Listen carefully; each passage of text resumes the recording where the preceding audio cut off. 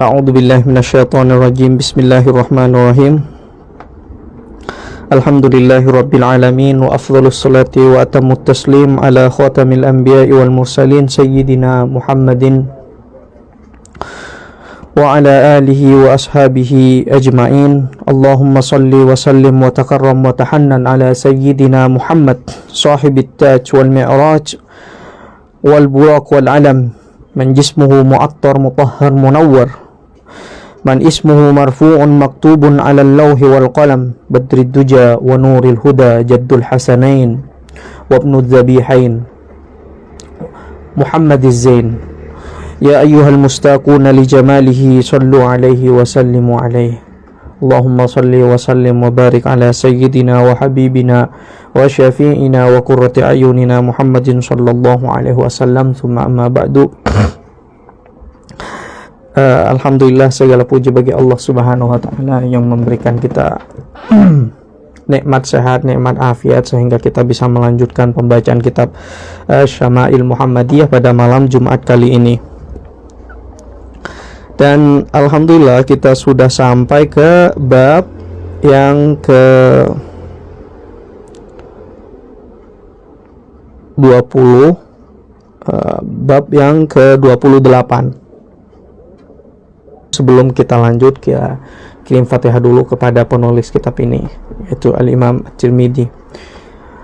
Ila hadrati nabiyyina wa syafi'ina wa qurrati ayunina Muhammadin sallallahu alaihi wasallam wa ala alihi wa ashabihi wa ikhwanihi minal anbiya wal mursalin, wa ila sahibi hadzal kitab Al-Imam At-Tirmidzi rahimahullahu ta'ala, wa nafa'ana bihi wa bi ulumihi wa bi barakatihi wa madadihi, wa nafa'ana bi ulumi masyayikhihi wa masyayikhina fid darain amin. Al-Fatihah. A'udzu billahi minasyaitonir rajim. Bismillahirrahmanirrahim. Alhamdulillahi rabbil alamin. Arrahmanir rahim. Maliki yaumiddin. Iyyaka na'budu wa iyyaka nasta'in. Ihdinas siratal mustaqim. Siratal ladzina an'amta 'alaihim ghairil maghdubi 'alaihim waladdallin. Amin.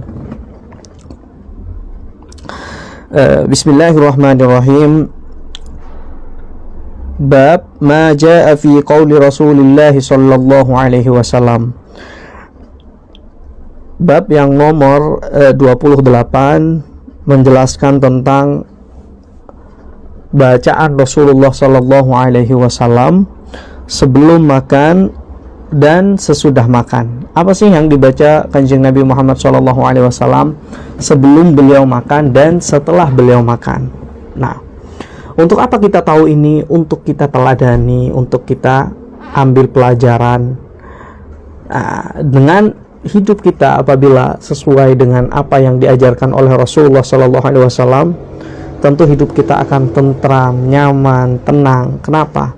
Karena sesuai dengan apa yang dituntunkan oleh Kanjeng Nabi Muhammad Sallallahu Alaihi Wasallam. Setidaknya, kalaupun kita tidak bisa menyesuaikan diri kita atau mengerjakan semua apa yang, atau separuh bahkan daripada apa yang dilakukan oleh Kanjeng Nabi Muhammad SAW, setidaknya 1 ataupun 2 ataupun 3, apalagi sampai 1/3, 1/4-nya kita bisa lakukan, sehingga kita nanti tidak malu ketika menghadap Kanjeng Nabi Muhammad, ketika menghadap Allah Subhanahu wa Ta'ala, lalu kita mengaku bahwa kita adalah umatnya Nabi Muhammad SAW.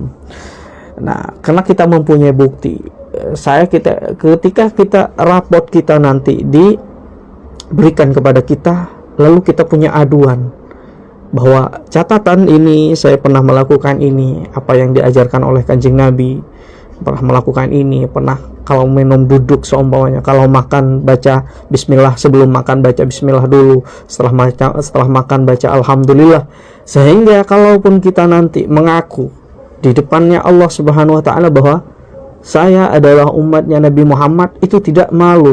Meskipun malu, ya malu karena kita banyak bermaksiat ya, tapi setidaknya itu menjadi benteng bagi kita juga untuk mengaku bahwa saya adalah umatnya Nabi Muhammad Sallallahu Alaihi Wasallam. Buktinya apa? Buktinya ini, saya menjalankan amalan yang engkau ajarkan wahai Rasulullah Sallallahu Alaihi Wasallam. Engkau mengajarkan seperti ini, kami pun mengikutinya. Engkau mengajarkan seperti ini, kami pun berusaha untuk mengikutinya. Nah, seperti itu. Dan hadis yang ke-188, Haddatsana Qutaibatu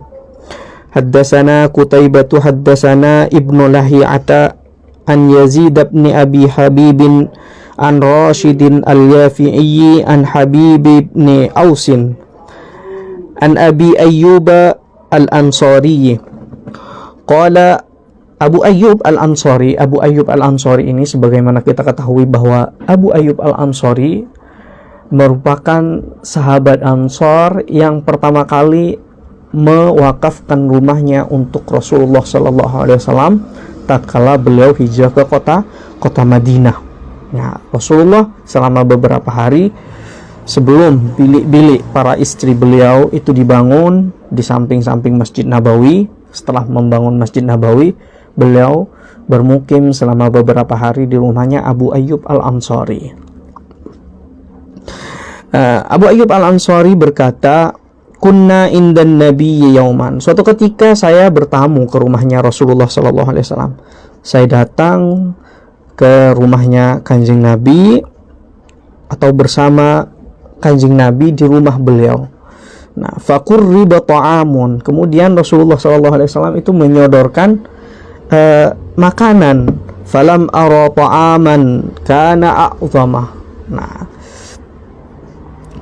dan saya tidak menemukan makanan kana a'zama barakatan yang lebih besar berkahnya, yang lebih banyak berkahnya, minhu daripada makanan itu, awwalama akalna, ketika pertama kali kita memakannya.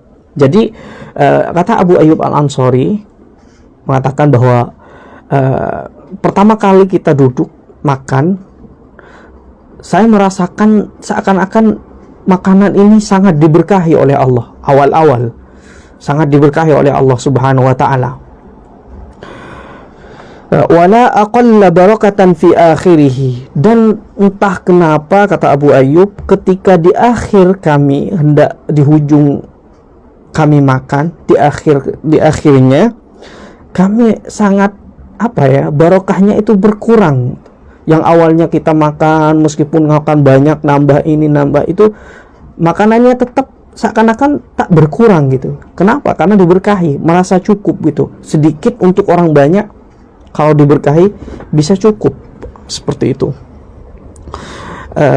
Namun di akhir ketika kami hendak selesai makan, itu saya merasakan bahwa makanan ini kok semakin kurang berkahnya ya.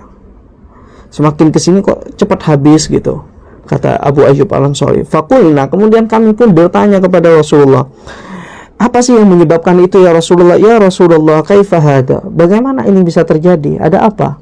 Kenapa yang tadi saya merasakan memang ada keberkahannya sangat nampak sekali, tapi sekarang di akhir,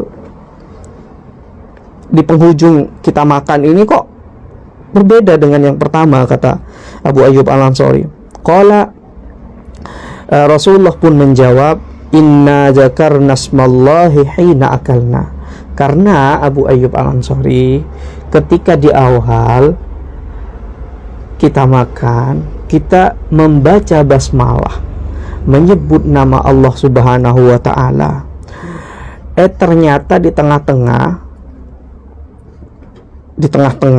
summa qa'ada man akala, kemudian ada orang nimbrung gitu, ada orang ikut serta, walam yusammillaha ta'ala, dan ternyata orang yang datang di tengah-tengah saat kita makan ini tidak membaca basmalah, kata Allah Subhanahu wa taala. Kata Rasulullah sallallahu alaihi wasallam, di awal kita sudah membaca basmalah semuanya bersama-sama, namun ketika ada orang ini datang, satu ini datang di tengah-tengah kita saat dalam keadaan makan, ternyata dia tidak baca basmalah, langsung ngambil makanan begitu saja, katanya.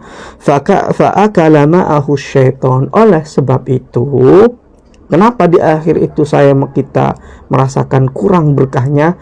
Karena setan pun ikut serta makan, disebabkan ada orang yang datang di tengah-tengah saat kita makan tidak membaca basmalah, katanya.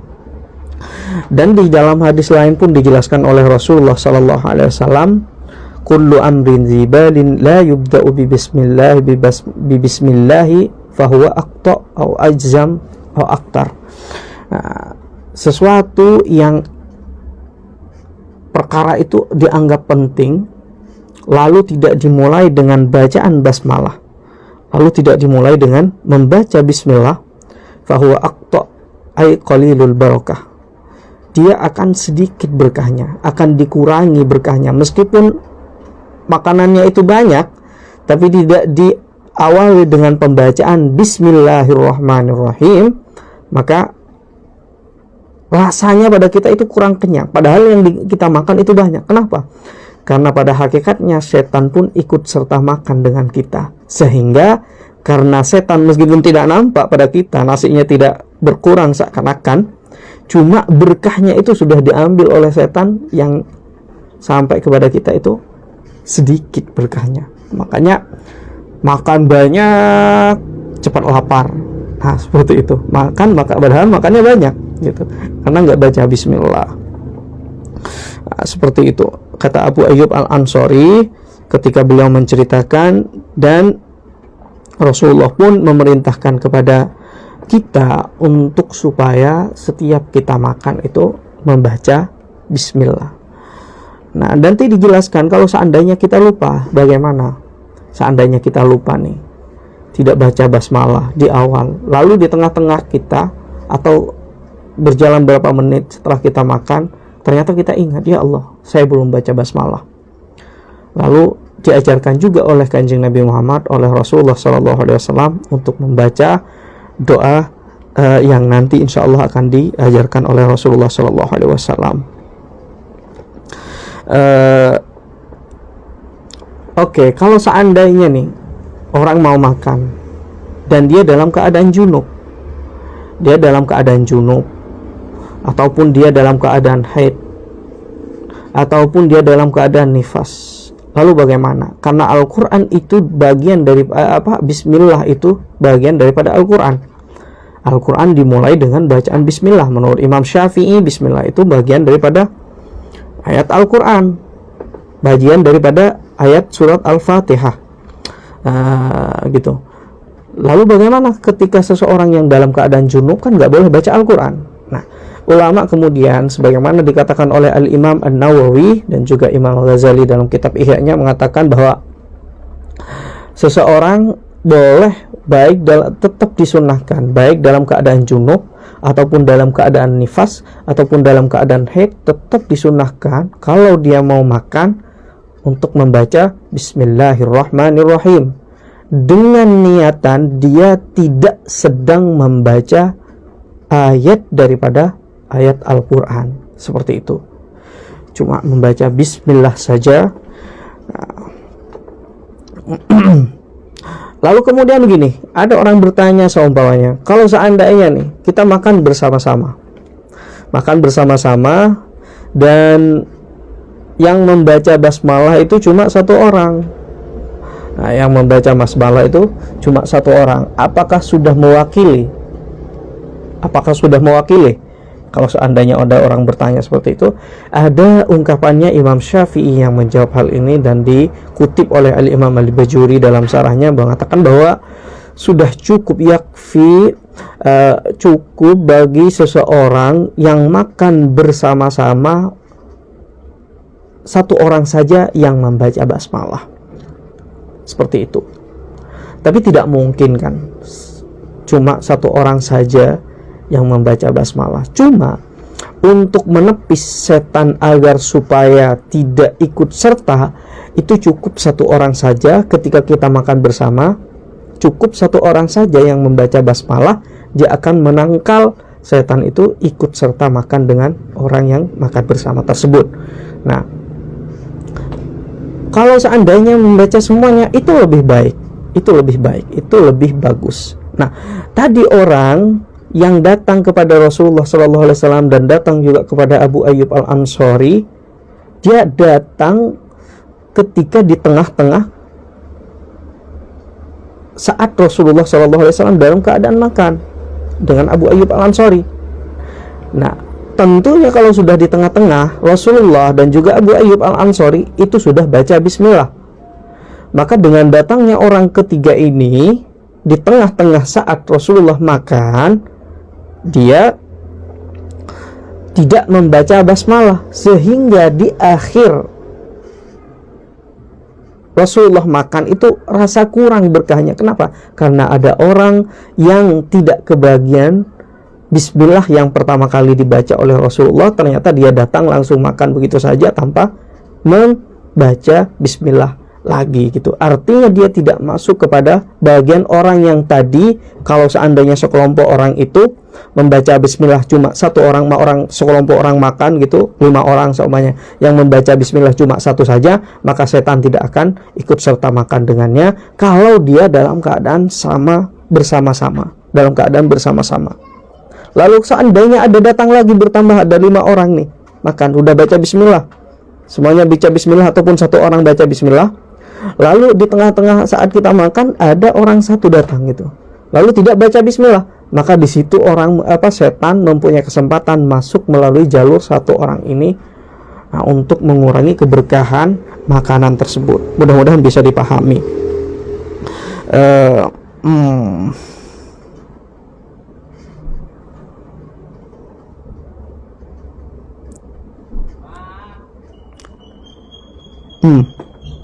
Oke, lanjut ke hadis yang nomor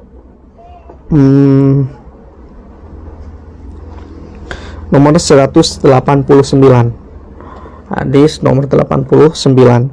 Haddatsana Yahya bin Musa, haddatsana Abu Dawud, haddatsana Hishamun ad-Dastawai an Budailin al-Uqaili an Abdullah bin Ubaid bin Umairin an Ummi Kulsumin an Aisyata qalat. Sayyidah Aisyah radhiyallahu taala anha bercerita,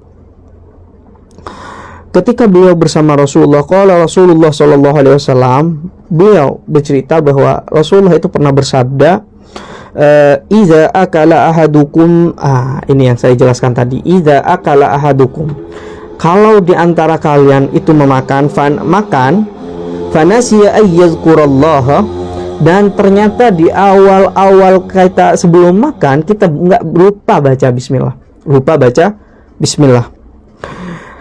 ala ta'amihi, atas makanannya, dia lupa membacakan bismillah terhadap makanan yang hendak ia makan, falyakul bismillahi awwalahu wa akhirah, maka hendaklah dia makan meskipun sudah terlanjur dia makan, udah 3 menit sok makan, atau baru 1 menit, atau di tengah-tengah udah mau habis gitu, falyakul bismillahi awwalahu wa akhirahu, hendaklah dia membaca bismillahi awwalahu wa akhirah, membaca bismillah awwalahu wa akhirah, bismillah dengan menyebut nama Allah, awwalahu di awal kita makan, wa akhirahu dan di akhir kita makan, atau bismillahi ala awwalihi wa akhirih. Dalam riwayat yang lain seperti itu. Kami membacakan bismillah, kami makan atas nama Allah Subhanahu wa taala di akhir dan di awal dan di akhirnya. Pokoknya gini. Kalau seandainya ibu-ibu, bapak-bapak lupa untuk makan, untuk membaca bismillah di awal, lalu di tengah-tengah saat kita makan itu ingat, maka bacalah bismillahi awwalahu wa akhirahu. Seperti itu. Kami menyebut nama Allah di awal kita makan dan di akhir juga kita makan. Oke, hadis yang 190. Haddatsana Abdullah bin Sabbahi al-Hashimi al-Basri, haddatsana Abdul A'la an Ma'marin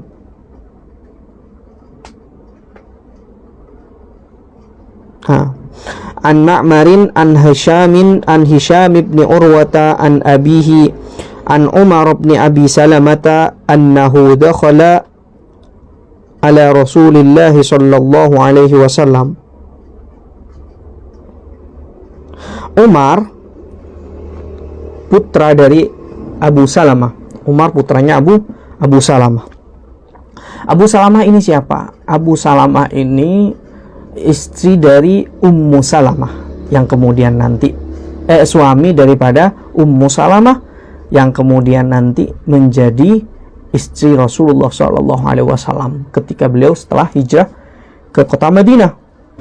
Nah, Ummu Salamah ketika beliau dan istrinya, beliau dan suaminya Abu Salamah hijrah ke kota Habasyah karena saat itu kan ditindas di kota Mekah saat awal-awal penyebaran agama Islam. Ditindas, hijrahlah mereka, Abu Ayyub ini ke Abu Salamah ini ke kota Habasyah. Nah, ternyata Ummu Salamah ini pun ikut hijrah dan lahirlah Umar bin Abu Salamah ini di kota Habasyah. Dan ternyata Abu Salamah pun wafat di kota Habasyah, wafat di sana. Nah, pulanglah si Ummu Salamah dalam keadaan dia tidak punya suami karena suaminya udah wafat di kota Habasyah, dan dia membawa anak namanya Umar. Makanya di sini Umar bin Abi Salamah. An Umar bin Abi Salamah. Nah, ketika Rasulullah menikahi Ummu Salamah, maka otomatis si Umar ini menjadi anak kepada Rasulullah SAW, anak tiri ya.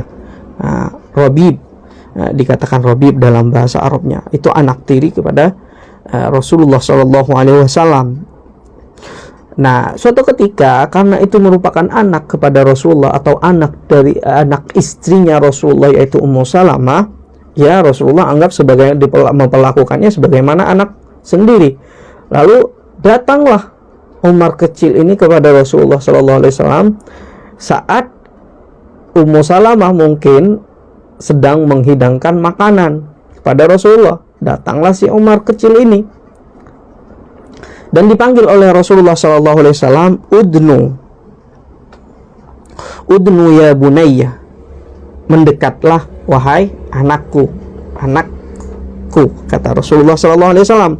Fasammillah, karena di depannya ada makanan, lalu diperintahkan, Rasulullah memerintahkan kepada Umar ini, anak tirinya ini, untuk mendekat. Setelah mendekat, fasammillah, bacalah bismillah, sebutlah nama Allah, fasammillah ta'ala, bacalah bismillah, kemudian apa? Wakul, dan makanlah biyaminikah, dengan tangan kananmu. Ini tarbiyah, didikan Rasulullah SAW kepada anak kecil.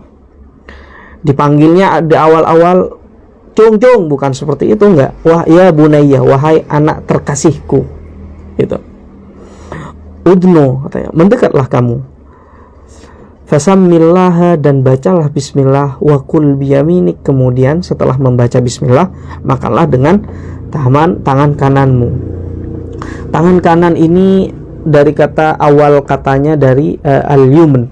Yumna itu al-yumnu, itu artinya berkah. Artinya tangan kanan ini tangan keberkahan. Dan kenapa kemudian ahli surga itu diberi nama dengan ahlul yamin? Orang surga, orang ahli surga itu disebut dengan ahlul yamin.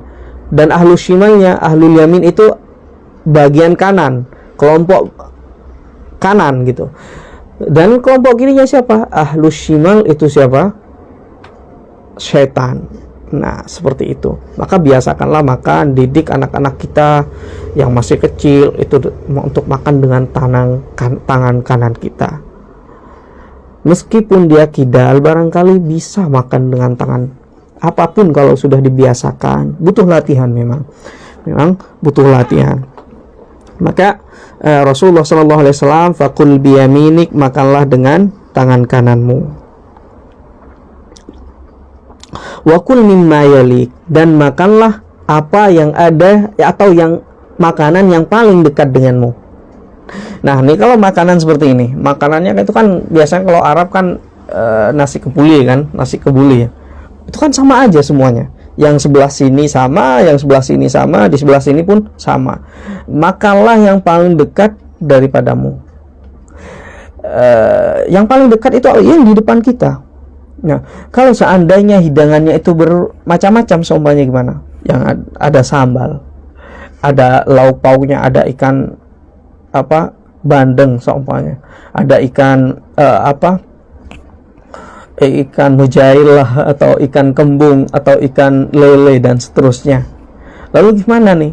Kan tentunya diletakkan di tempat-tempat yang berbeda. Nah, kalau berbeda seperti itu, ambillah sesuatu yang membuatmu tertarik.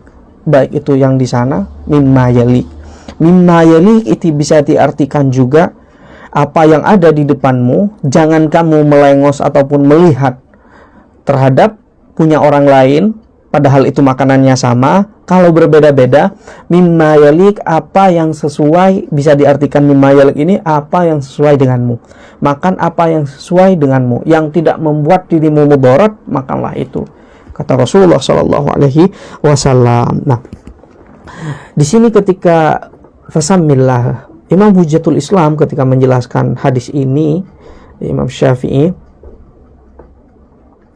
Imam Al-Ghazali ketika menjelaskan hadis ini, fasammillah, kata Imam Ghazali dalam kitab Ihya-nya mengatakan seperti ini, baik orang itu ketika memulai bacaan bismillah itu sebelum dia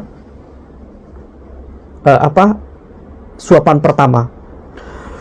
Kalau seandainya di suapan kedua juga dia baca bismillahirrahmanirrahim juga, itu bagus. Dan lebih bagus lagi kalau seandainya di setiap suapan itu mereka membaca bismillah. Itu bagus sekali, kata Imam Ghazali dalam kitab Ihya-nya ketika menjelaskan hadis ini. Suapan pertama semuanya baca bismillah.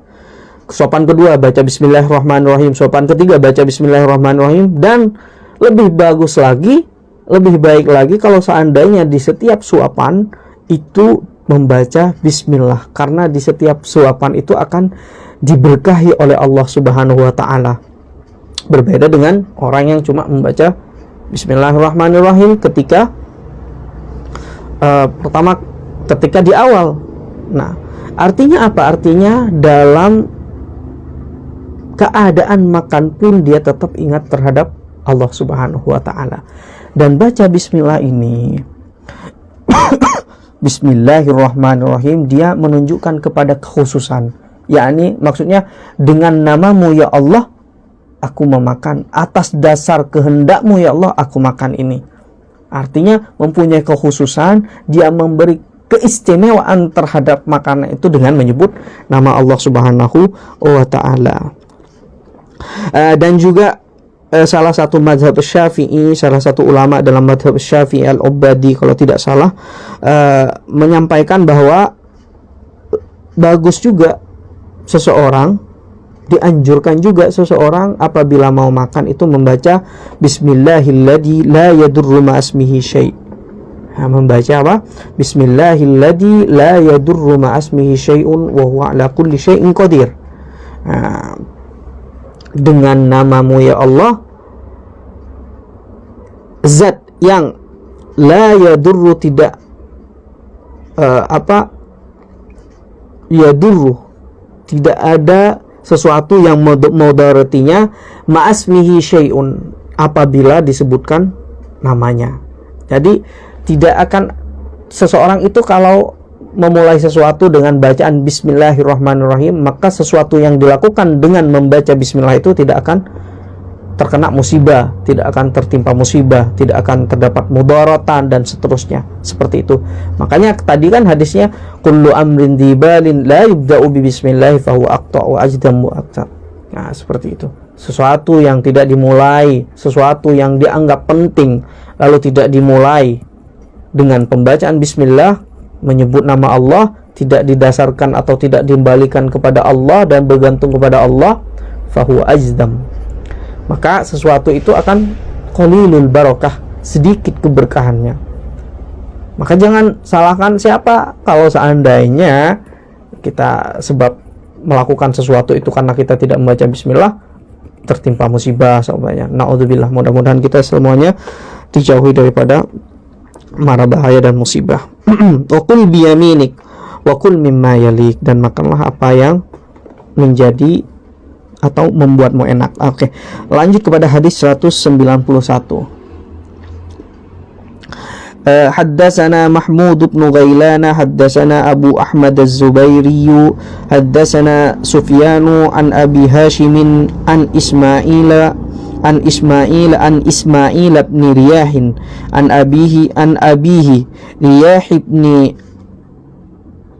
Abidah an Abi Sa'id Al-Khudri qala kana Rasulullah sallallahu alaihi wasallam.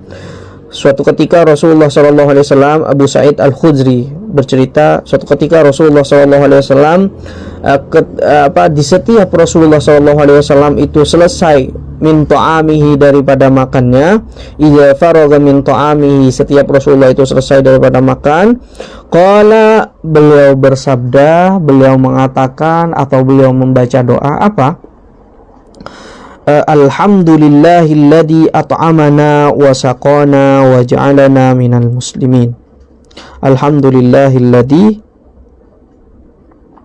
at'amana wa saqana wa ja'alana minal muslimin. Oke, tadi Rasulullah kita tidak membaca hadis biasa sebagaimana kita biasa membaca hadis sebelum makan.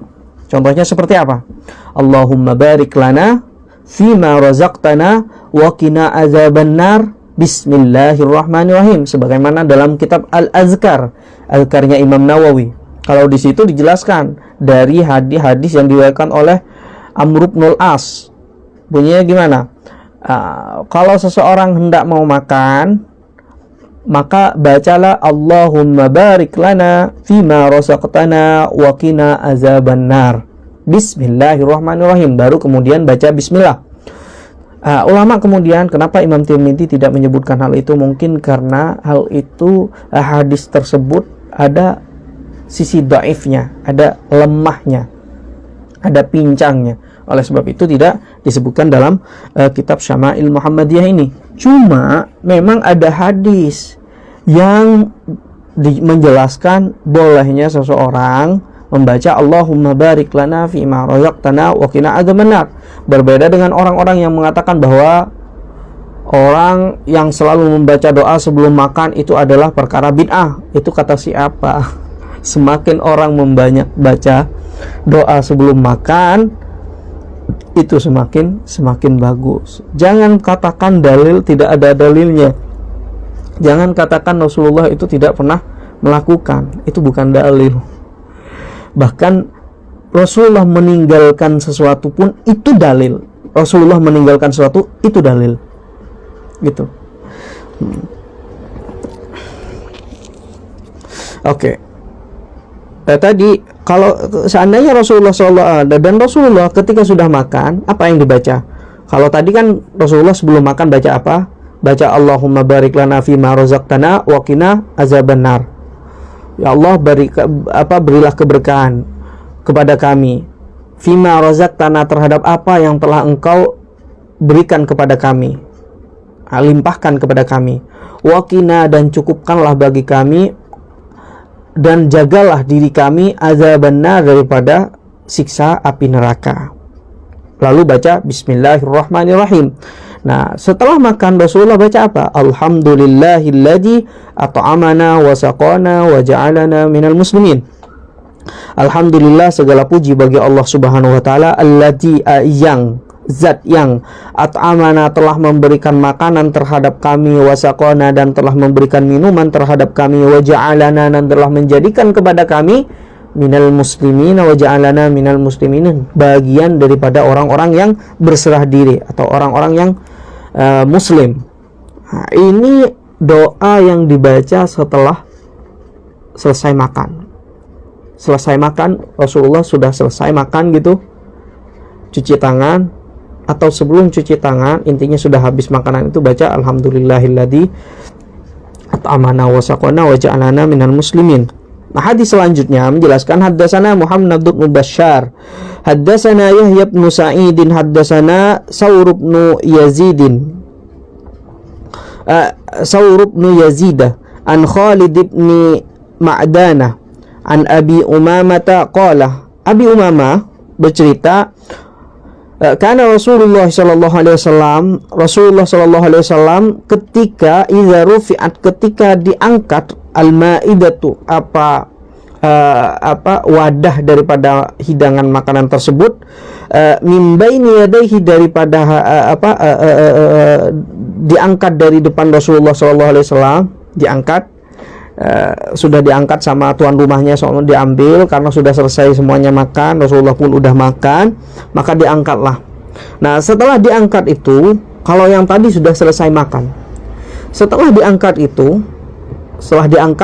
udah ditaruh piringnya atau ya bejananya lah, wadahnya diangkat, dimasukkan ke dapur lagi, dikembalikan ke dapur lagi karena sudah makan. Rasulullah kemudian membaca alhamdulillahi hamdan katsiran, alhamdulillah segala puji bagi Allah Subhanahu wa taala, hamdan katsiran, dengan pujian yang sangat banyak, thayyiban, yang sangat bersih, mubarakan, dan sangat diberkahi, dan berkah, dan yang banyak berkahnya, fihi, dalam pujian tersebut, dalam syukur tersebut, ghairu muwadda'in wala mustaghnan anhu rabbana.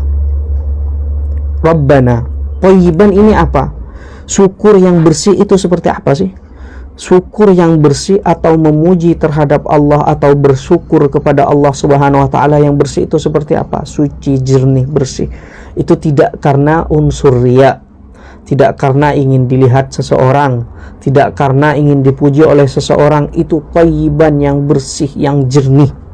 Orang bersyukur karena wah, dia adalah, ingin dikatakan bahwa wah, dia orangnya Masya Allah, orangnya suka bersyukur di depan orang, tapi tidak di belakang orang.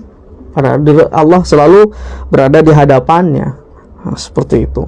Artinya kita berdoa kepada Allah Subhanahu wa taala, doa yang diajarkan oleh Allah Rasulullah SAW ini, untuk bersyukur kepada Allah dengan syukur yang sungguh-sungguh, yang ikhlas, yang tanpa diembel-embeli riya, yang tanpa diikut sertakan di dalamnya ingin dipuji dan seterusnya, sehingga mubarakan fihi, diberkahi doa yang syukur yang seperti itu. Ghairu muwadda'in, yang ini adalah bukan makanan terakhir, ghairu muwadda'in itu, wala mustaghnan anhu, ghairu muwadda'in, dan ini makanan terakhir, wala mustaghnan anhu, meskipun saya sudah makan terakhir, maksudnya sudah selesai makan, wala mustaghnan anhu, tapi kita masih mau makan lagi, tidak merasa cukup. Siapa sih yang merasa cukup dengan makan? Maksudnya sudah makan, udah nggak mau makan lagi? Enggak, kita makan hari ini, kita makan pagi, sore mau makan lagi, atau zuhur mau makan lagi, terus begitu. Makanya wala mustaghnan anhu, tidak ada orang yang merasa tidak butuh terhadapnya, artinya terhadap makanan tersebut. Semua orang butuh terhadap makanan. Sudah makan, maksudnya ghairu muwadda'in, saya sudah makan, saya ini selesai makan pagi, zuhur nanti mau makan lagi. Siapa sih yang bisa bertahan sampai 1 bulan nggak makan gitu? Karena itu dikatakan wala mustaghnan anhu, tidak ada orang yang merasa cukup, atau tidak ada orang yang merasa tidak butuh terhadap makanan tersebut. Makan apa saja, baik itu nasi, apalah, pokoknya beruntuk makanan. Rabbuna, wahai Tuhan kami, wala mustaghnan, tidak ada yang merasa cukup darinya. Rabbuna, wahai Tuhan kami. Nah, oke. Sekarang tadi ada hadis yang pertama saya sebutkan, Allahumma, kalau Rasulullah SAW sudah makan membaca apa? Alhamdulillahilladzi at'amana wa saqana wa ja'alana minal muslimin. Itu pertama. Boleh juga dikatakan bahwa seketika Rasulullah sudah menghabiskan semua makanan yang ada di piring itu, langsung membaca Allahumma alhamdulillahilladzi at'amana wa saqana wa ja'alana minal muslimin. Nah, ketika bejana-bejana ataupun piring-piring itu diangkat oleh tuan rumah lalu dipindah ke dalam dapur, Rasulullah membaca doa lagi, alhamdulillahilladzi alhamdulillahi hamdan katsiran thayyiban mubarakan fi ghairu muwadda'in wala mustaghnan rabbuna. Tapi bisa juga ini doa ketika wadah-wadahnya itu diangkat, dipindahkan oleh tuan rumah. Yang ini artinya sudah selesai lah, udah mau rehat, santai gitu. Yang tadi Allah alhamdulillahilladzi at'amana wa saqana itu baru saja selesai makan, baru menghabiskan nasi yang ada di piring tersebut. Nah, cuma bisa juga dikatakan bahwa alhamdulillahilladzi ini juga sama-sama doa setelah makan. Meskipun tidak beda waktunya, juga doa yang dibaca oleh Rasulullah SAW setelah, intinya pokoknya setelah Rasulullah makan. Cuma hadis yang pertama tadi yang saya sebutkan, alhamdulillahilladzi at'amana wa saqana wa ja'alana minal muslimin, itu lebih lemah daripada hadis yang alhamdulillahi hamdan katsiran tayyiban mubarakan fi ghairu muwadda'in wala mustaghnan rabbuna. Hadis ini yang saya bacakan tadi ini, yang kedua itu, hadisnya diriwayatkan oleh Imam Bukhari dan lebih kuat dan artinya pun lebih dalam gitu. Lebih dalam. Nah, cuma karena mungkin sudah lumrah di Indonesia ataupun di mana-mana lah, sudah lumrah yang dikenal oleh kita dan mungkin lebih mudah untuk ngafalnya, alhamdulillahilladzi at'amana wa saqana wa ja'alana minal muslimin. Nah, padahal ada juga doa yang lebih kuat secara periwayatan hadis, kedudukan hadisnya lebih kuat. Apa itu? Alhamdulillahi hamdan katsiran tayyiban mubarakan fi. Nah, seperti itu. Ghairu muwadda'in wala mustaghnan rabbuna. Alangkah lebih baiknya kalau ini juga diamalkan. Yang tadi diamalkan pun ini juga diamalkan. Dan ini pun lebih akurat, lebih kredibel secara silsilah perawian hadis. Oke, lanjut.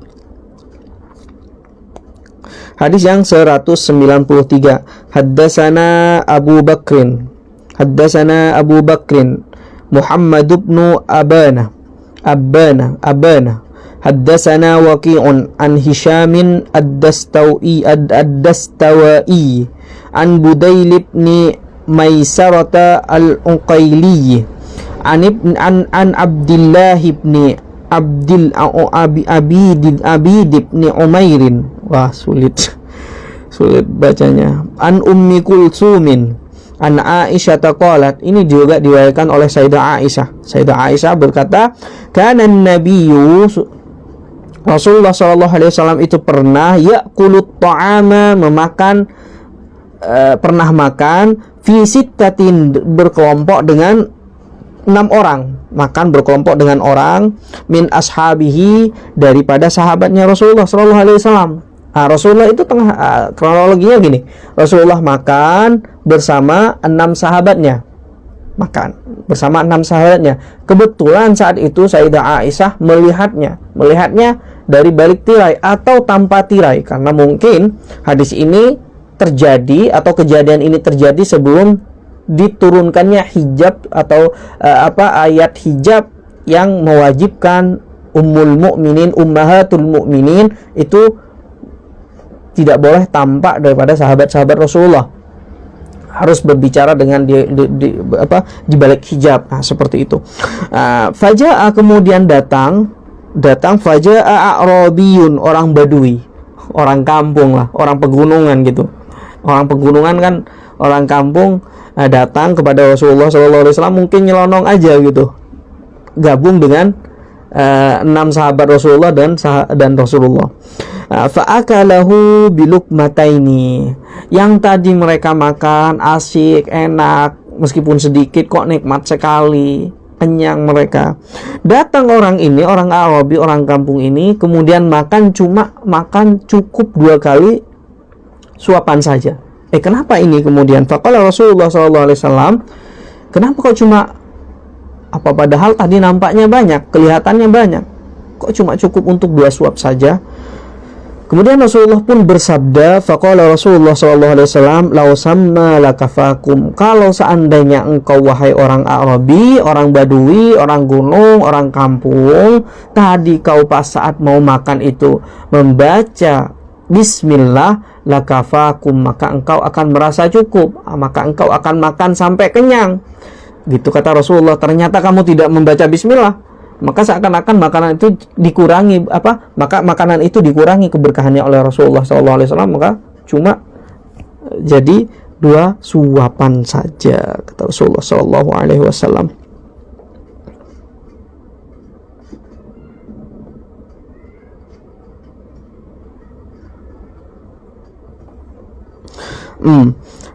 Hadis yang ke-194. Haddatsana Hannadun wa Mahmud bin Ghailan qala. Hannad dan Mahmud bin Ghailan bercerita, haddatsana Abu Usama an Zakaria ibn Abi Zaidah an Sa'id ibn Abi Burdah an Anas bin Malik, sahabat Rasulullah sallallahu alaihi wasallam, pelayan Rasulullah sallallahu alaihi wasallam. Qala Rasulullah sallallahu alaihi wasallam pernah bersabda, kata Anas, innallaha la yarda, sungguhnya Allah akan meridai anil abdi, seseorang hamba, sungguhnya Allah akan meridai seorang hamba, ayyakula aklatan atau uklatan, untuk memakan makanan, fayahmadahu alaiha, dan kemudian orang itu bersyukur atau membaca tahmid, membaca alhamdulillah terhadap makanan yang ia makan, au yashraba asyurbata, ataupun orang yang meminum minuman, fayahmadahu alaiha, kemudian orang itu bersyukur atau membaca alhamdulillah atas minuman tersebut. Allah, kalau sudah Allah ridha terhadap kita, apa sih yang diharapkan kita kalau bukan keridhaan Allah Subhanahu wa taala? Yang diharapkan kita itu tidak lain merasa ridho, merasa lapang dada dengan ketetapan Allah Subhanahu wa taala. Kita ridho terhadap ketetapan Allah. Nah, sehingga dengan ridhonya kita kepada Allah, Allah pun ridho terhadap kita. Wah, kalau sudah diridhai oleh Allah Subhanahu wa taala, semua urusan insya Allah akan dimudahkan, akan diluruskan, akan tujuan kita melakukan ibadah, tujuan kita melakukan amalan-amalan yang berjibun-jibun itu adalah untuk mendapatkan keridhaan Allah. Ini tingkatan yang sangat tinggi. Bukan untuk mendapatkan surganya Allah atau untuk terbebas daripada neraka, melainkan untuk mendapatkan, itu ulama seperti itu, para aulia seperti itu, untuk mendapatkan keridhaan Allah. Ya Allah, yang penting engkau ridha ya Allah. Kalaupun engkau ingin meletakkan kami di neraka, selagi engkau ridho ya Allah, tidak apa-apa, karena ketetapanmu selalu baik. Itu ridho. Itu makanya ridho itu rela ataupun menerima. Ridho itu kan menerima. Di antara rukun iman kita apa? Kita menerima terhadap takdir Allah, baik itu yang buruk ataupun yang baik. Nah, bersikap ridho ini bersikap rela terhadap, karena mungkin kita mempunyai keinginan, mungkin saja keinginan yang kita inginkan itu tidak selaras dengan keinginan yang Allah inginkan terhadap kita. Nah, lalu mau bersikap gimana? Apakah kita akan rela ataupun kita akan membangkang, sehingga karena sebab bangkangan kita terhadap ketetapan Allah, Allah tidak ridho kepada kita, meskipun kita berada di surga, kita tidak akan pernah nyaman. Dan mustahil seperti itu. Yang penting hidup kita ini diridhai oleh Allah. Melakukan seperti ini diridhai oleh Allah. Melakukan hal kecil apapun diridhai oleh Allah Subhanahu wa taala. Karena kalau kita sudah, karena orang yang ridho itu bersifat ridho terhadap Allah adalah orang yang mampu melapangkan dadanya, menerima setiap ketetapannya untuk kita. Oh, dia berpikir mungkin ketetapan Allah ini seperti ini, mungkin ketetapan Allah ini berbeda dengan apa yang saya inginkan, itu adalah menjadi jalan terbaik untuk saya. Kita kan tahu kalau Allah itu maha pengasih, maha penyayang, tidak akan menganiaya, bukan zalim. Nah, seharusnya ya ibu-ibu yang dirahmati oleh Allah, seharusnya orang beriman itu adalah menjadi orang yang paling bahagia di muka bumi ini. Kenapa? Karena orang yang beriman itu tahu kalau Tuhannya itu adalah maha pengasih. Artinya dia tidak akan menelantarkan hambanya. Dia maha penyayang, artinya dia tidak akan membenci hambanya. Dia Razzaq, dia maha pengasih rezeki, artinya dia tidak akan membuat hambanya itu melarat. Kalau kita mempunyai pikiran yang seperti ini, setidaknya kita mampu menetralisir apa yang ada dalam hati kita daripada rasa tidak puas hati dengan ketetapan Allah. Karena kalau kita tahu Tuhan kita seperti itu, kita akan ridho. Oh, enggak, yang ditetapkan oleh Allah ini pasti lebih baik daripada apa yang saya inginkan. Mungkin karena terkadang apa yang kita inginkan itu tidak selaras dengan apa yang kita dengan ketetapan Allah. Itulah ibu-ibu yang dirahmati oleh Allah. Kita ridho, kita rela dengan ketetapan Allah, dengan takdir Allah, baik itu baik, ketetapan Allah itu baik, ataupun ketetapan Allah itu menurut kita buruk, padahal menurut Allah itu terbaik bagi kita. Dari kita menjalankan takdir, kita akan naik kalau kita sudah ridho mencintai takdir. Dari kita menjalankan takdir, kita naik menjadi mencintai takdir. Wah, kalau sudah mencintai takdir, kata Maulana Rumi, kita tahu kalau kita melakukan hal ini, kata Maulana Rumi, kita tahu kalau bila kita melakukan hal ini atau menginginkan sesuatu, lalu sesuatu itu tidak tercapai, dihambat oleh apa saja yang menjadi penghambat kita harus berbaik sangka kepada Allah Subhanahu wa taala. Artinya Allah menginginkan yang lebih baik lagi daripada apa yang kita anggap baik. Nah, makanya fasta'nisi, kata Al-Habib Al-Habsyi, fasta'nisi bil mar'i war'a haqqahu innar ridha wasful munibil anma'i. Tetap merasa selesa, merasa nyaman, merasa ridho, merasa lapang dada dengan ketetapan-ketetapan Allah. Innar ridha, karena sifat ridho wasful munibil anma'i adalah merupakan tanda-tanda orang yang selesai ataupun yang sukses dengan cemerlang. Nah, seperti itu. Makanya innallaha la yarda, Allah akan ridho terhadap seseorang yang apabila dia makan, setelah makan dia baca alhamdulillah. Ridho. Wah, kalau sudah diridhoi oleh Allah Subhanahu wa taala, luar biasa. Hidup kita akan tenang, tentram, selesa. Nah, seperti itu. Dan juga Allah akan ridho terhadap seseorang yang apabila dia minum, setelah minum dia alhamdulillah, bersyukur kepada Allah Subhanahu wa taala. Dia merasa puas, merasa dengan minumnya itu, ya Allah, dengan minum ini kita bertambah semangat untuk ibadah, untuk belajar dan seterusnya. Lanjut ke bab yang selanjutnya 29, dan ini ada 2 hadis dan saya akan tutup dengan bab ini. Bab yang ke-29, babu ma jaa fi qadahi Rasulillah sallallahu alaihi wasallam, bab yang menjelaskan tentang cawan atau ceret lebih tepatnya ya, karena qadah itu bukan cawan yang kecil. Alhamdulillah ya Allah, maaf, bukan cawan yang kecil, tapi qadah itu adalah sama kayak kendi kecil, kendi yang seperti ini nih. Biasanya di Arab sampai sekarang masih digunakan, di Mesir pun digunakan qadah.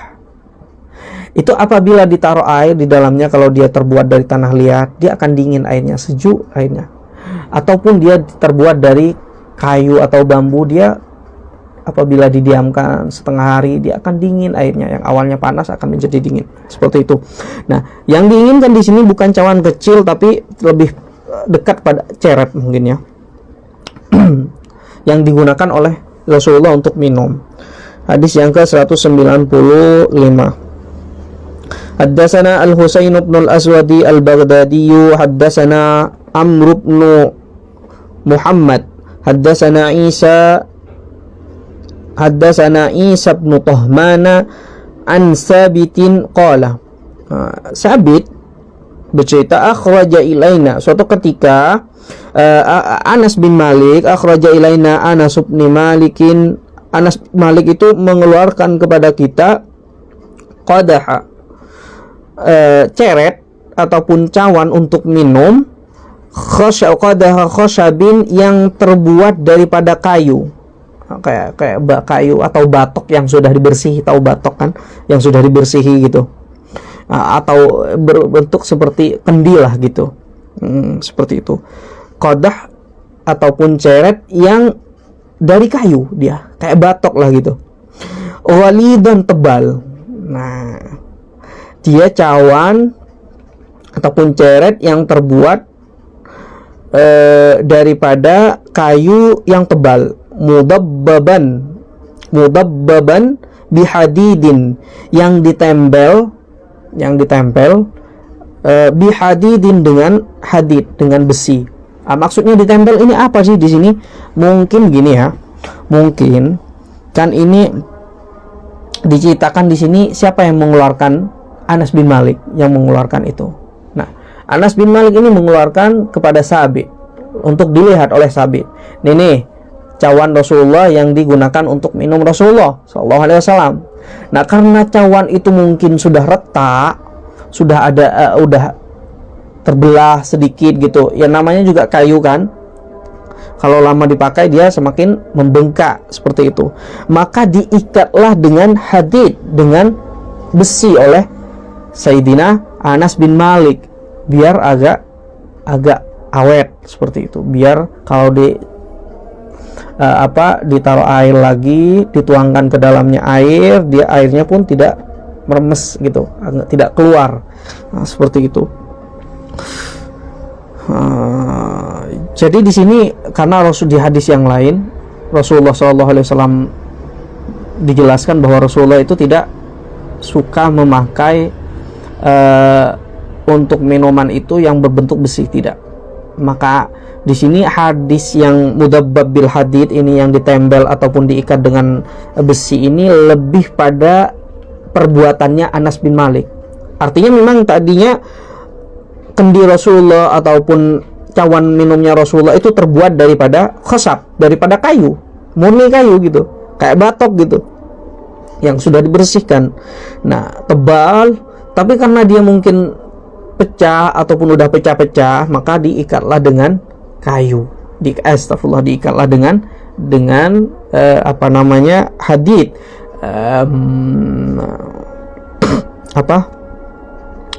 besi ataupun diikat pakai besi kecil-kecil itu. Faqala ya Sabitu, nih kata Anas bin Malik, ya Sabitu, wahai Sabit, hada qadhu Rasulillah sallallahu alaihi wasallam, inilah cawan ataupun ceretnya yang biasa digunakan oleh Rasulullah sallallahu alaihi wasallam. Kita tahu kan Anas bin Malik siapa? Anas bin Malik merupakan pelayan Rasulullah sallallahu alaihi wasallam selama 10 tahun. Oke, hadis yang kedua.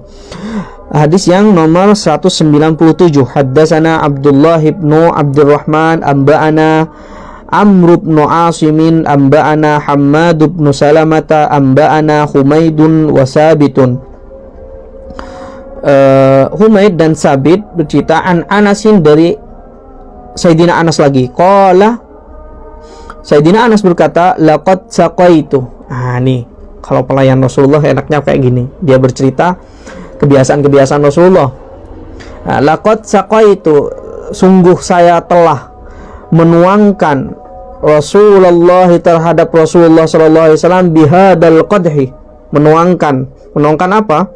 Menuangkan bermacam-macam minuman. Gitu. Baik itu minuman anggur, baik itu minuman yang air dikasih kurma, baik itu susu dan seterusnya, baik itu madu.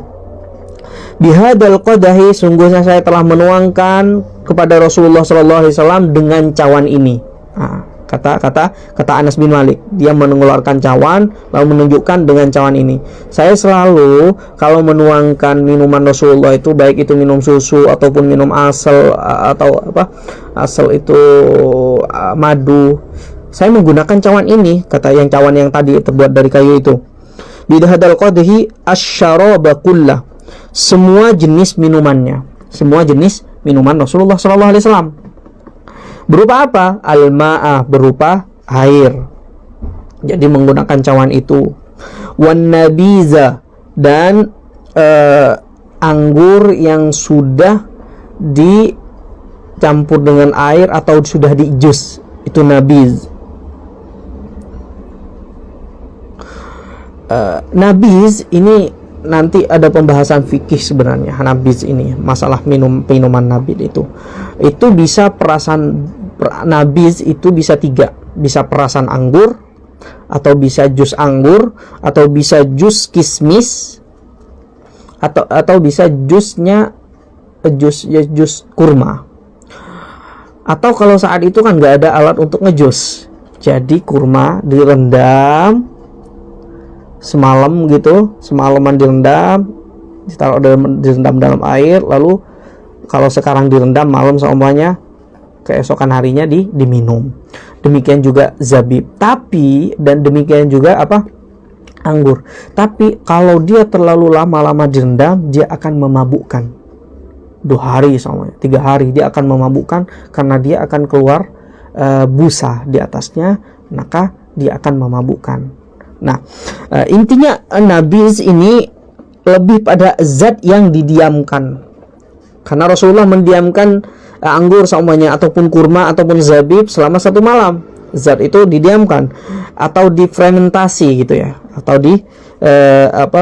fermentasi. Kan biasanya ada tuh kayak kalau dari ini kan fermentasi buah-buahan biasanya ada kayak tua gitu kan. Tua itu kan berawal dari nira, tahu nira nggak? Berawal dari nira ataupun aren ya, gula aren itu yang manis itu. Lalu kemudian difermentasi menjadi tua atau segeru ya, atau sagru kayak gitu. Lalu difermentasi lagi menjadi, didiamkan tua ini dari 1 sampai 2 sampai 3 hari didiamkan lagi, dia akan berubah menjadi khamr. Yang tua ini berbeda pendapat ulama, apakah tua ini mengandung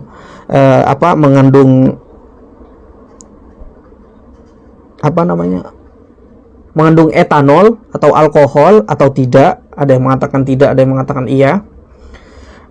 Tapi intinya apakah dia suci atau tidak. Kalau ada yang mengatakan ulama kalau alkohol itu suci, ya berarti tua itu tidak suci, tidak najis. Kalau seandainya alkohol itu ada yang mengatakan alkohol itu najis, maka tua itu najis. Tapi di Indonesia banyak diminum, dan fatwa MUI setahu saya seperti itu, dia tidak najis alkohol. Tapi dilihat sampai mana sih berapa mili alkohol itu ditaruh dalam minuman ataupun apa gitu. Tua ketika difermentasi lagi 1 hari, 2 hari, 3 hari, maka saat difermentasi itu dia menjadi khamr. Saat itu dia akan otomatis najis dan dia akan memabukkan. Dia akan memabukkan. Khamr itu dia akan memabukkan. Dari awalnya suci menjadi sesuatu yang memabukkan dan otomatis dia najis. Setelah difermentasi lagi, dia akan menjadi cuka yang diminum oleh Rasulullah SAW. Nah, seperti itu. Sama kayak nabiz ini. Itu kan artinya nabiz ini benda atau zat yang didiamkan.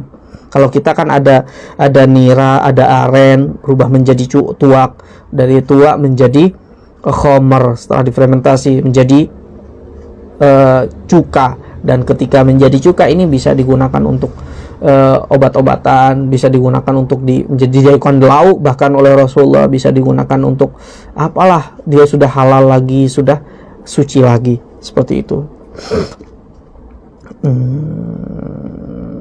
Atau air tape ya, atau fermentasi salak gitu kan. Sama kayak ini, sama kayak nabiz ini. Nabiz, apakah dia sama dengan khamr? Nah, inilah kemudian ibu-ibu yang dirahmati oleh Allah, banyak yang mengatakan bahwa Rasulullah kan minum nabiz. Nabiz itu kan memabukkan, sama dengan khamr. Nah, nabiz ini kalau memang kan Rasulullah kata Imam Bajuri dalam ini, wa huwa ma'un hulun yuj'alu fihi tamrat yahlu. Dia air, nabiz itu apa sih? Mambuzun fihi. Dia air yang diletakkan di dalamnya itu apa?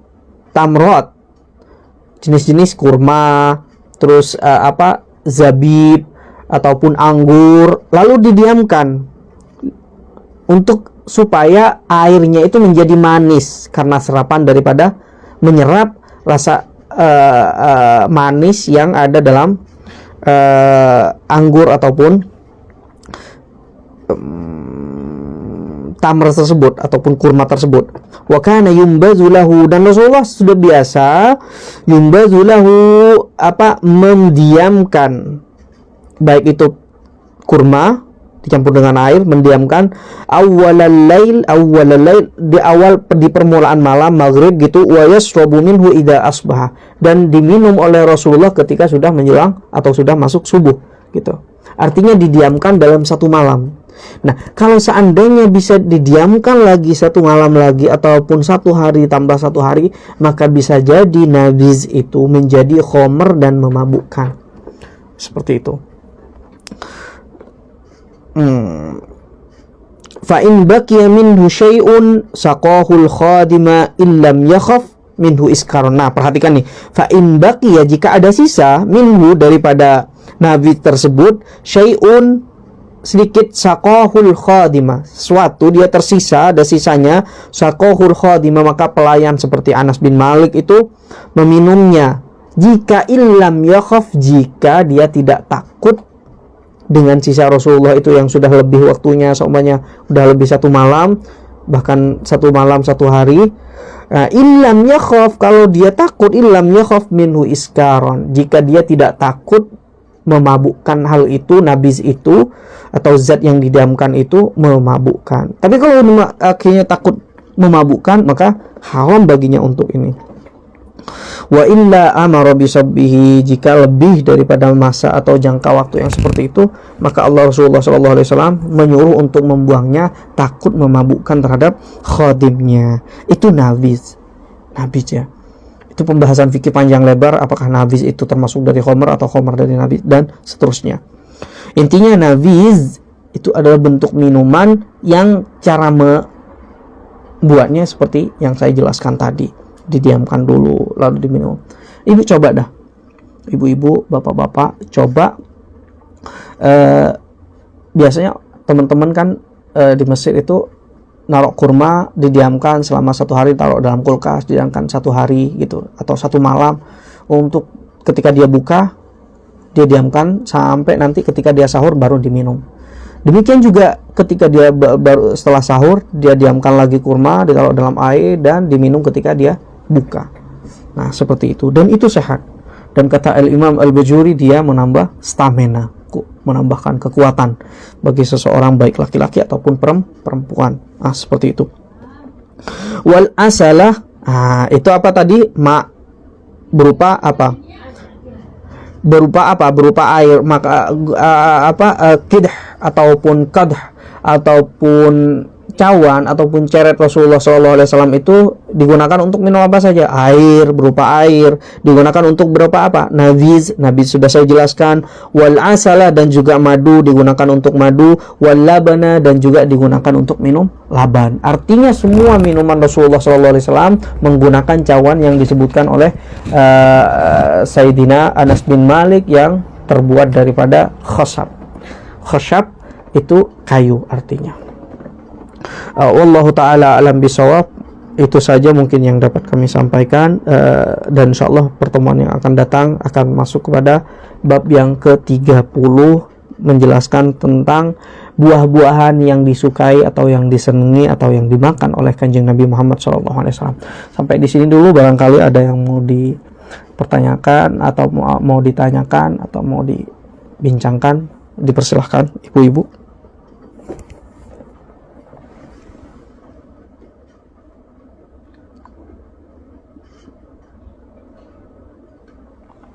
Ini ada pertanyaan.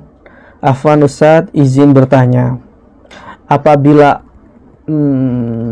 ada sekelompok orang makan di awal sudah melafazkan basmalah bersama, lalu tiba-tiba ada satu orang bergabung tapi orang ini non muslim, itu bagaimana Ustadz? Oke. Tadi kan saya jelaskan nih, konteksnya yang saya jelaskan tadi, ini kan sahabat Rasulullah, otomatis mereka semuanya muslim nih. Tapi ini berbeda. Kalau seandainya tadi kan baca bismillah cukup satu orang saja, cukup. Kalau seandainya makan berkelompok, cukup baca bismillah, yang baca bismillah satu orang saja itu sudah mewakili semua orang yang ada di situ, yang hadir di situ, bukan orang yang akan hadir, tapi yang hadir di situ. Nah, kalau seandainya nih ada orang lalu datang, baik itu muslim, dia muslim datang di tengah-tengah kita saat kita makan, udah baca bismillah, bahkan baca bismillah bersama, lalu dia datang dan tidak baca bismillah, ikut nimbrung, ikut makan, ikut serta makan, maka saat itu setan akan bergabung ataupun ikut mengambil keberkahan daripada makanan tersebut, akan mengurangi keberkahan tersebut. Karena kenapa? Orang yang baru dah bergabung tadi tidak membaca basmalah. Nah, konteksnya bagaimana kalau seandainya dia non-muslim? Non-muslim itu kan tidak diperintahkan untuk membaca basmalah. Sampai baca basmalah deh. Dia kan sudah tidak mengakui, dia maka dari situ perintah itu untuk membaca basmalah itu tertuju khusus pada orang Islam saja. Kalau seandainya ada orang non-muslim bergabung makan dengan kita lalu dia tidak membaca basmalah, bukan cuma keberkahannya yang habis, tapi nasinya pun ikut habis. Makanan itu pun ikut habis.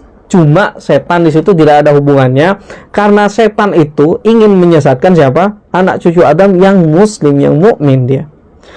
Tidak ada hubungannya dengan mereka yang memang sudah tersesat gitu.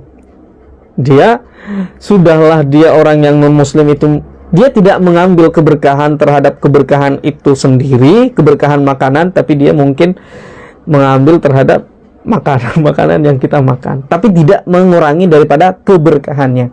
Tidak mengurangi keberkahannya. Artinya kita meskipun di nasi itu seharusnya untuk 3 orang, lalu datang non-muslim lagi, mungkin cuma berkurang secara nasinya, zat nasinya saja. Cuma keberkahannya yang masuk kepada kita itu tidak berkurang. Wallahu ta'ala alam, seperti itu. Karena dia memang sudah non-muslim. Dan perintah untuk baca bismillah ini khitabnya terhadap siapa? Tujuannya terhadap orang muslim. Ya syukur-syukur kalau ada orang non muslim baca bismillah sebelum makan, toh pun dia tidak mengimani. Kalau kita mengaca ulang terhadap sejarah semuanya, turunnya pertama kali ayat Al-Quran itu apa? Al-Quran memang dimulai dengan bismillah. Al-Quran dimulai dengan bismillah secara susunan. Tapi Al-Quran ketika turun pertama kali itu tidak diawali dengan bacaan bismillah, tapi perintah untuk membaca. Nah, kenapa kemudian? Karena khitab yang di situ. Kenapa kemudian iqra bismi? Bismi rabbik. Bacalah dulu, barulah kamu menyebut nama Tuhanmu. Agar supaya apa yang kamu baca itu bermanfaat. Gitu. Kenapa diperintahkan? Kan seharusnya bismi rabbika iqra, dengan nama Tuhanmu bacalah. Nah, itu Allah tahu, karena yang khitab atau yang mendengarkan atau orang yang akan menerima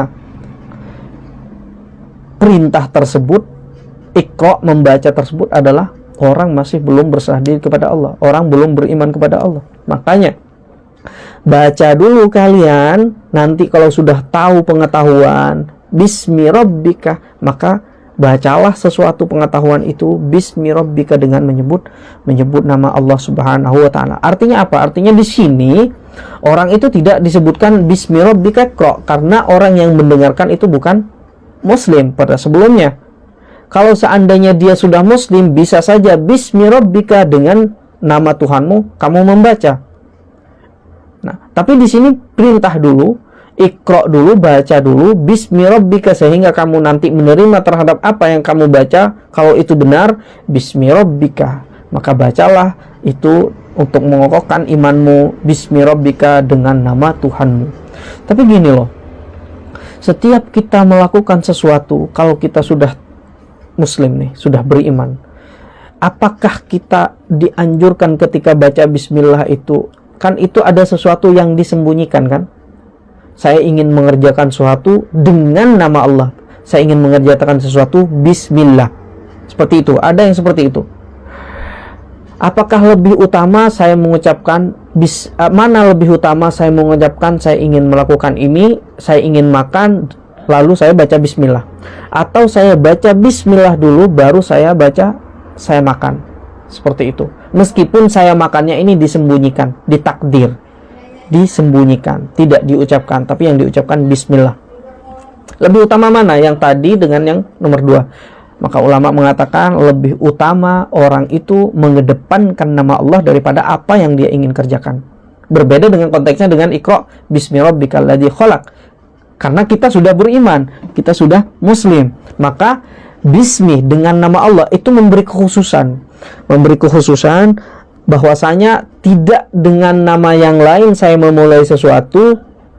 Dengan nama siapa? Dengan nama Allah saja saya memulai mengerjakan sesuatu tersebut. Maka yang lebih utama itu bismillahi akul, dengan nama Allah saya mulai makan, bukan saya makan dengan menyebut nama Allah Subhanahu wa ta'ala. Kurang lebih seperti itu, mudah-mudahan bisa dipahami. Oke, mudah-mudahan.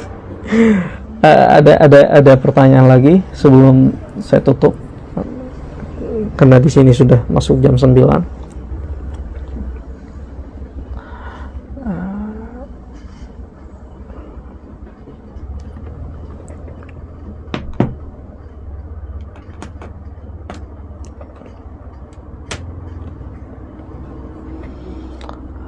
Nggak ada ya, mudah-mudahan bermanfaat.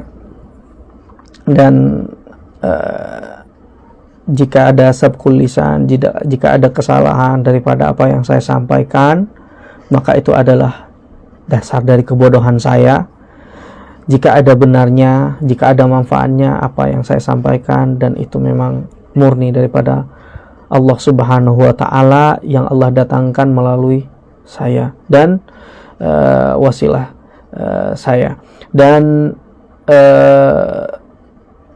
jangan lupa untuk selalu mendoakan al-fakir, untuk mudah-mudahan kita tetap selalu istiqomah insyaallah. Dan dengan kita membaca kitab Syama'il Muhammadiyah ini, dan kita sudah separuh lebih, sedikit lagi insyaallah akan hatam. Mudah-mudahan kita dengan membaca sedikit demi sedikit apa yang dijelaskan oleh Imam Tirmidzi tentang kepribadian Rasulullah SAW, bentuk-bentuk makanan Rasulullah, kebiasaan Rasulullah, dan cawan-cawan Rasulullah, menambah kita kecintaan terhadap Allah kecintaan kepada Rasulullah SAW, dan sebab cinta kita kepada Rasulullah pun menambah cinta kita kepada Allah Subhanahu wa ta'ala. Mari kita baca dengan tutup dengan kafaratul majlis. Mudah-mudahan bermanfaat, dan kami mohon undur diri. Subhanakallahumma wa bihamdika asyhadu an la ilaha illa anta astaghfiruka wa atubu ilaik. Assalamualaikum warahmatullahi wabarakatuh.